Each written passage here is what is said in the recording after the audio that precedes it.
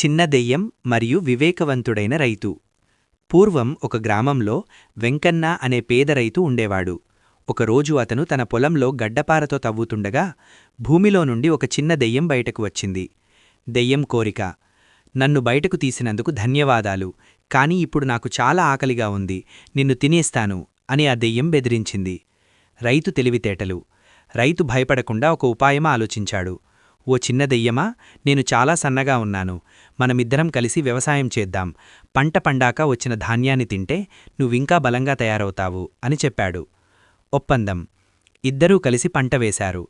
పంట కోసే సమయానికి రైతు ఒక షరతు పెట్టాడు. నీకు భూమి పైన ఉన్నది కావాలా, లేదా భూమి కింద ఉన్నది కావాలా అని అడిగాడు.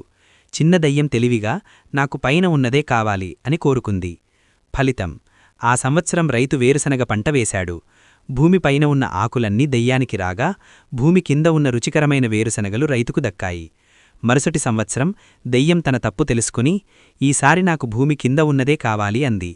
అప్పుడు రైతు వరిపంట వేశాడు. పైన ఉన్న వరిధాన్యం రైతుకు దక్కగా, భూమి కింద ఉన్న పనికిరాని వేర్లు దెయ్యానికి మిగిలాయి.